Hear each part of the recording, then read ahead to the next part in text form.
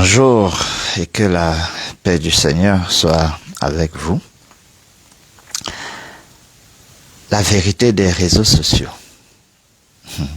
Mon regard. Hier, j'ai posté 3 petites vidéos en Reels. Certains sont en train d'avoir des milliers de vues. Et à chaque fois, je mettais une question. IA ou réalité? Et je disais en commentaire, réponse attendue. Réponse attendue. Vous avez certainement vu certaines de ces vidéos. D'autres où je chantais. Waouh! Depuis quand je chante ainsi. D'autres avec mon épouse où voilà, il y avait certains gestes qui étaient faits. Et elle-même, quand après je l'ai amenée à voir ça, elle a dit, je n'ai jamais fait ça, je n'ai jamais fait ça. Et l'autre au bord de la plage, également, j'avais un geste que je faisais de la tête et autres. Rien de tout cela. Rien de tout cela. Et pourtant, comme vous le savez, si quelqu'un ne fait pas attention, sur la base de ce qu'il voit, de ce qu'il entend, il va aller commenter et dire, voilà, tel a fait ci, tel a fait ça. La vérité des réseaux sociaux, les choses qu'on vient lire, qu'on vient déposer, ce qu'on voit, est-ce que c'est toujours vrai? Est-ce que c'est exact? Est-ce que c'est vraiment ça? Je voudrais qu'on puisse y réfléchir. Parlant de réflexion, il y a quelques années en arrière, j'ai eu le privilège d'être invité au palais des congrès. C'était lors d'une des célébrations comme ça, des journées de journalistes. Voilà. Et c'était aux côtés des grands noms, comme Jean-Vincent Tinéron, dont j'étais co-panéliste. Donc, avant que nous ne commencions nos conférences, en tout cas nos prises de parole, le ministre Sadi était venu pour le mot inaugural. Alors, ce qui m'intéresse, c'est de vous dire que celui qui m'avait invité m'avait dit que voilà, lorsqu'il a fait la proposition de mon nom aux instances du MINCOM qui devait décider, on lui a dit, mais on se serait attendu à ce que tu nous proposes des grands noms, comme voilà, le professeur Wonangini et des personnes célèbres, quoi. Mais ce nom-ci, Dr Yves Bende, c'est qui? Il a simplement dit, attendez, vous allez écouter et vous verrez. Voilà. Donc, dans mon intervention, dans ma prise de parole, comme je vous ai dit, aux côtés des grands journalistes, parce que ils avaient voulu aussi un regard de quelqu'un qui n'est pas dans le métier. Et donc, celui qui m'avait invité avait préféré un théologien, un intellectuel qui, n'est-ce pas, met l'accent sur les valeurs. Et justement, dans ma prise de parole, j'avais fait une analyse pour faire comprendre que derrière les crimes à l'endroit des journalistes, derrière tout ce qu'on fustige à l'endroit des journalistes, il y a des pratiques. Certains journalistes ont transformé la profession, en tout cas, abordent la profession sous l'angle du gombo. Le gombo, c'est-à-dire que s'il faut blanchir quelqu'un dans une affaire, il y a une enveloppe, un gombo qu'on vous pousse. S'il faut noircir quelqu'un dans une affaire, et il y a quelqu'un qui finance derrière, il vous pousse donc une enveloppe de l'argent, le gombo. Et dans mon analyse, j'expliquais que le gombo glisse. le gombo glisse. C'est pour ça que quand on met ça dans une sauce, la sauce devient gluante. Elle devient gluante. Et quand quelque chose glisse, tout peut arriver à cause du gombo. Tout peut arriver. C'est-à-dire, les faits sont là, mais exagérés, colorés, selon une connotation qu'on voudrait donner, selon une orientation qu'on voudrait donner, qui n'est pas forcément l'intention première, qui n'a parfois rien à voir avec la réalité de la chose. Ça va donc glisser. Le gombo glisse. Et donc, quand un journaliste décide déjà d'exercer sa profession sous cet angle-là, tout peut arriver. Bien sûr, je n'étais pas en train de vouloir justifier les exactions à leur endroit. Sauf que bon, ce jour-là, et puis c'était au lendemain, n'est-ce pas, des affaires Martinez, Zogo et autres. Donc, ce jour-là, il y avait quand même une très grande propension à vouloir décrier, à vouloir décrier. Et j'étais venu avec un son un peu différent. Pour dire, oui, journaliste, il faut décrier les exactions, il faut décrier, mais est-ce qu'il ne faut pas aussi s'interroger sur l'axe, sur la perspective que certains journalistes prennent, préférant plutôt la logique du gombo. Et elle est glissante, elle peut entraîner. Plusieurs années en arrière, on installait un de mes cousins comme sous-préfet dans la ville de Muyuka. Et une des élites qui avait son mot à dire, lui avait dit pendant le discours d'installation, la ville de Muyuka est glissante, même en saison sèche.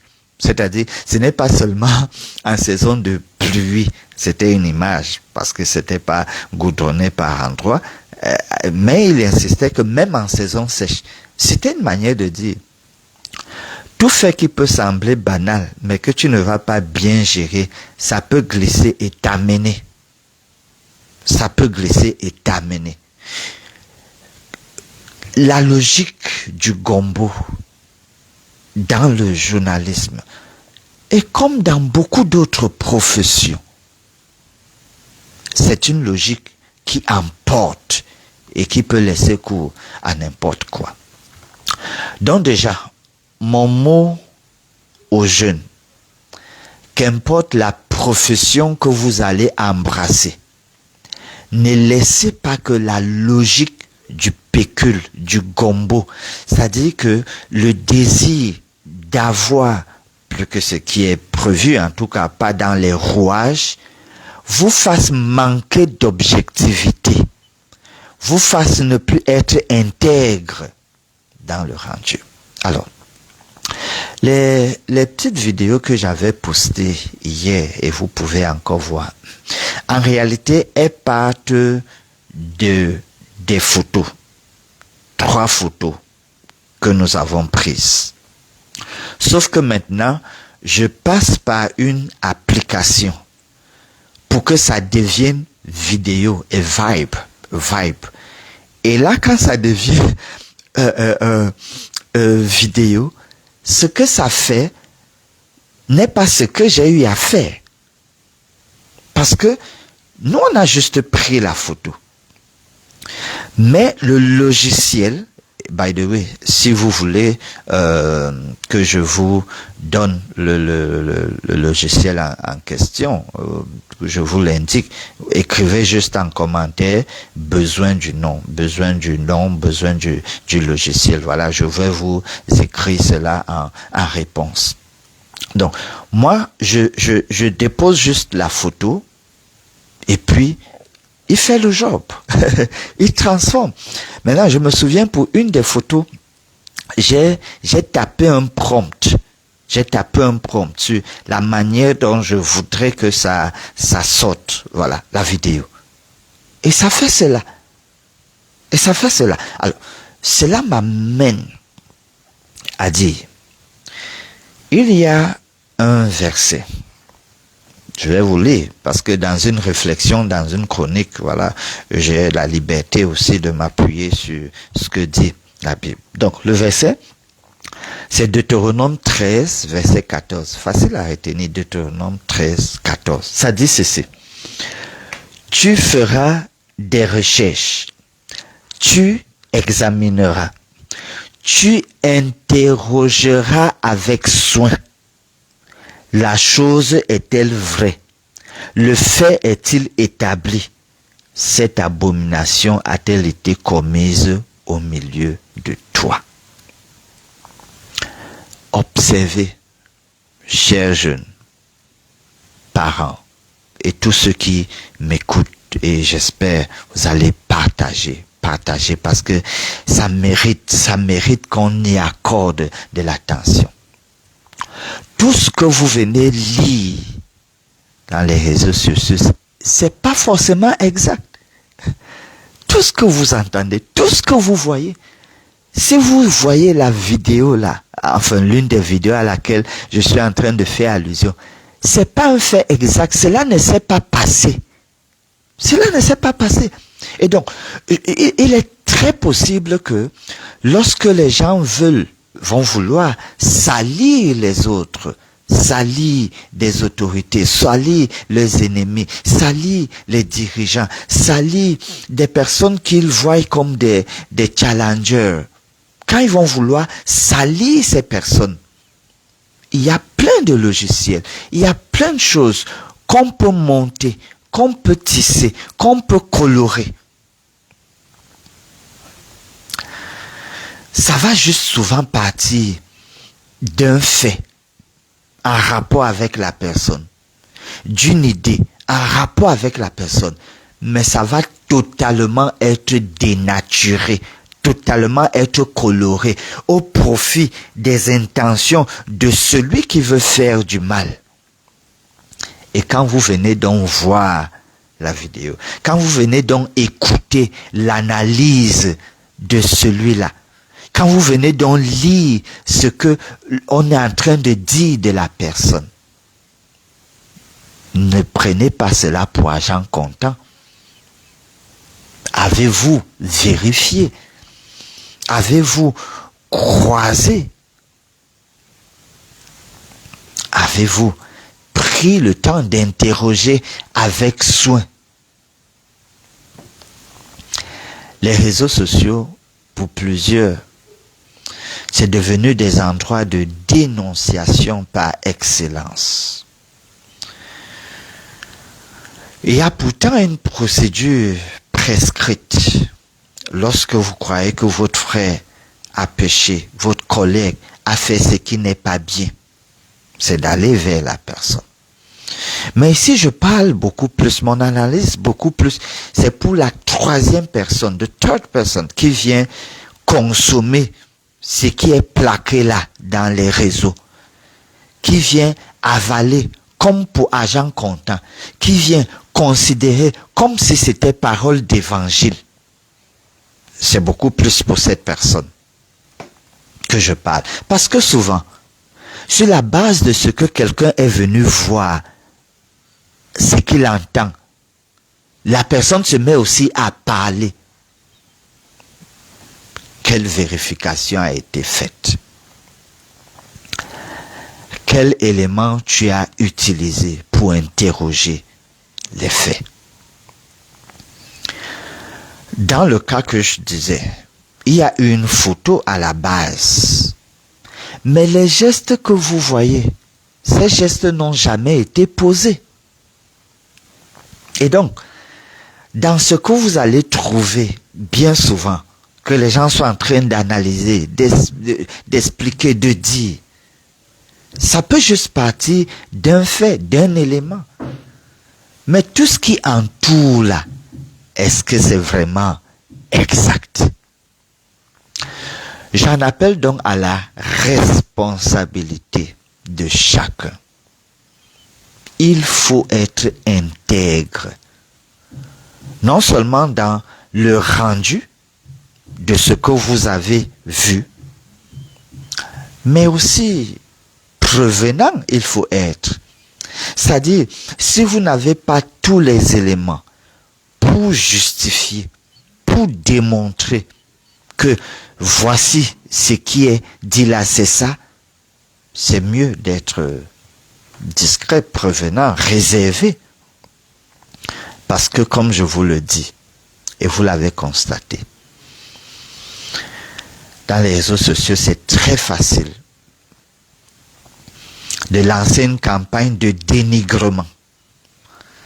C'est très facile d'assassiner quelqu'un en tuant sa renommée, en mettant à mal son intégrité. Il me semble, chers jeunes, chers tous, qu'il faut énormément faire attention avec le mauvais usage des IA, le mauvais usage des réseaux sociaux. Il y a une bonne utilisation que l'on peut faire, une utilisation intelligente, n'est-ce pas, des IA, des progrès que les nouvelles technologies nous apportent. Il y en a.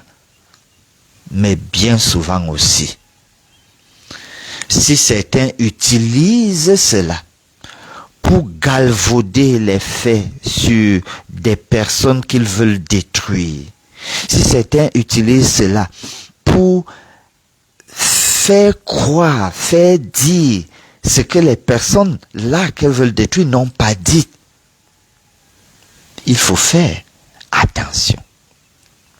Et je vous assure, il y a des IA où on peut mettre côte à côte des personnes qui n'ont pas été côte à côte, où on peut faire dire à quelqu'un ce qu'il n'a pas eu à dire. Et je continue à tirer la sonnette d'alarme.